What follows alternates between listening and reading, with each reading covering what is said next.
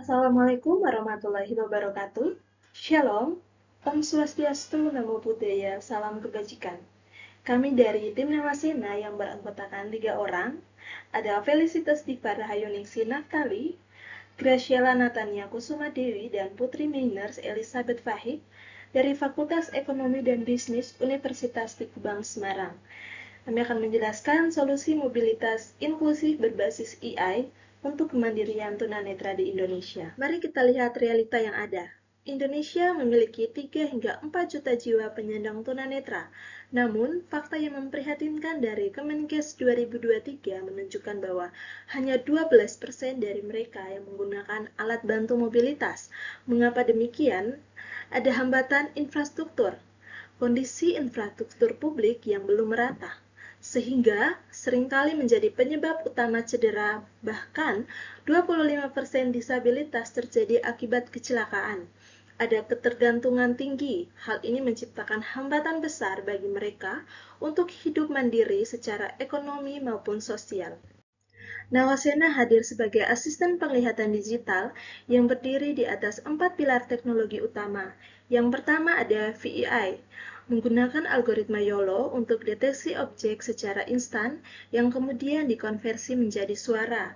Yang kedua ada 3D, memberikan navigasi intuitif dengan persepsi kedalaman yang natural sehingga pengguna tahu persis di mana posisi rintangan berada.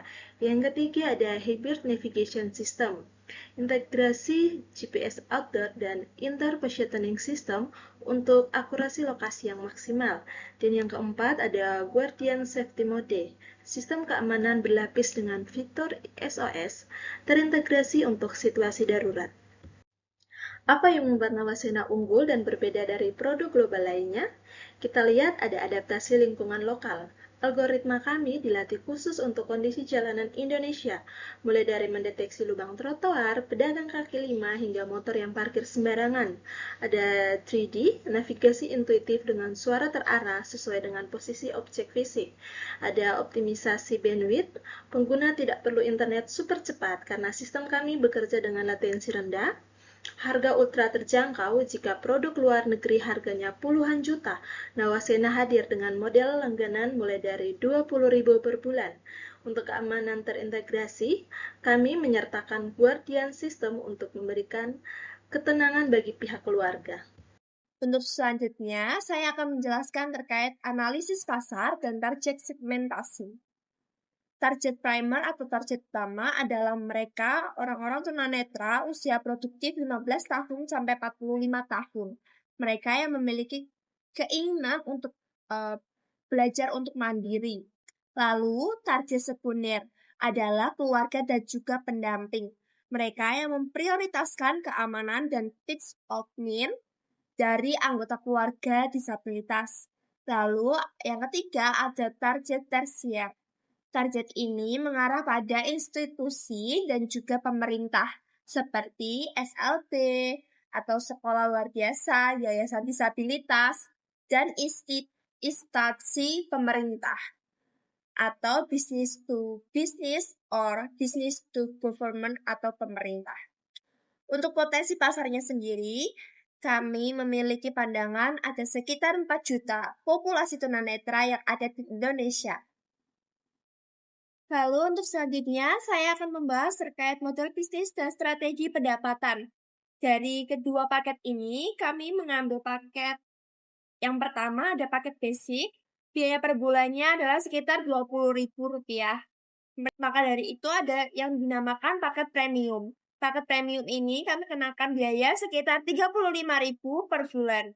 Paket ini nantinya ada navigasi yang lebih terupdate dan juga emergensi untuk orang-orang yang ada di sekitarnya. Untuk target pendapatan bulanan, kami mentargetkan pendapatan bulanan sebesar Rp50 juta dari 2.000 pengguna aktif.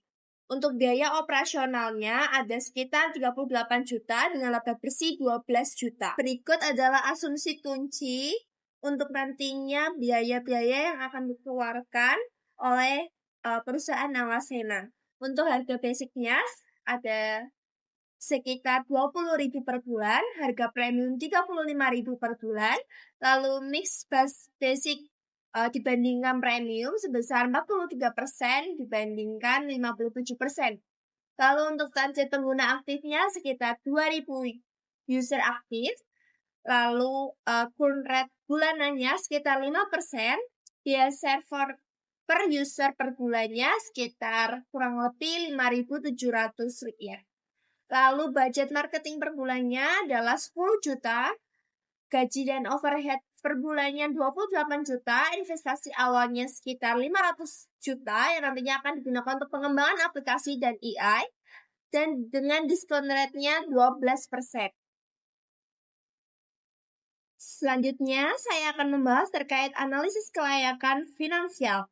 Dengan investasi awal sekitar 500 juta, nantinya biaya ini akan digunakan untuk pengembangan software sebesar 40%, infrastruktur cloud sebesar 20%, pemasaran sebesar 20%, operasional dan juga legalitas sebesar 15%, dan juga dana cadangan sebesar 5%. Dari proyeksi pendapatannya nantinya adalah 12 juta per bulan, laba bersih ini dari 2.000 pengguna aktif. Untuk indikator kelayakannya, di sini tertera nilai NPV sebesar 215 juta dengan payback periodnya 3,47 tahun dan BEP-nya sekitar 2.100 pengguna aktif.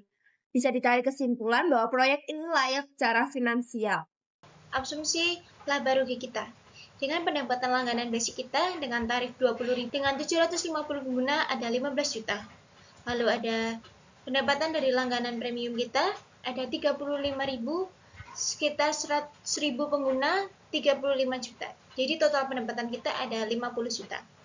Lalu ada biaya cloud, server, dan AI processing atau YOLO-nya yaitu 10 juta rupiah, di mana setiap kali pengguna memindai objek ada beban server. Jika pengguna naik, maka biaya ini pasti naik. Lalu ada biaya maintenance system atau tech support sekitar 7 juta, yaitu memperbaiki bug yang menyebabkan aplikasi crash yang saat digunakan oleh pengguna tunanetra di tengah jalan. Lalu ada fee payment gateway sebesar 2%, yaitu 1 juta. Maka jika tidak ada langganan, maka biaya ini 0. Maka JGS kita ada di 18 juta. Lalu ada gaji manajemen dan non-teknis ada di 8 juta per bulan. Lalu ada biaya pemasaran dan iklan marketing ada 10 juta. Di mana 10 juta ini kita bagi 60% untuk Instagram atau Facebook. Lalu ada Google Ads yang ditargetkan kepada keluarga atau pendamping tunanetra. Lalu 30%-nya kita sosialisasi ke yayasan disabilitas atau sekolah-sekolah luar biasa, yang dimana akan mudah untuk mendapatkannya. Lalu 10% untuk pembuatan video tutorial penggunaan aplikasi ini. Lalu biaya umum, legal, dan administrasi sekitar 2 juta rupiah. Jadi total OPEX kita ada di 20 juta. Dan pendapatan kita ada 12 juta rupiah. Lalu untuk roadmap implementasi 2026, dengan kita memiliki modal, kuartal pertama untuk pengembangan dan riset, itu algoritma YOLO, integrasi audio dan 3D spatialnya, lalu alpha testing, sekitar 200 juta untuk budgetnya, lalu ada infrastruktur dan beta testing, cloud development, serta legalitas perusahaan sekitar 175 juta, dengan beta testing 100 pengguna, lalu peluncuran komersial, peluncurannya ada kampanye edukasi sekitar 100 juta, lalu ada pelangganan basic dan premium, lalu ada kerjasama dengan pihak ketiga, lalu ada evaluasi dan skalabilitas. Target kita ada 2.000 user aktif, pendapatan kita 50 juta per bulan, dan persiapan ekspansi. Break even point kita ada di 2.100 user dengan laba bersih 144 miliar per tahunnya.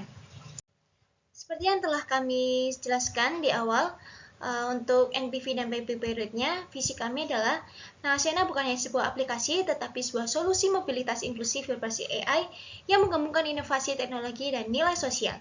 Dampak sosialnya, 4 juta tunanetra akan mendapat akses teknologi asisten terjangkau, demokratisasi teknologi untuk kemandirian dan keselamatan mobilitas. Sekian dari tim kami, tim Nawasena.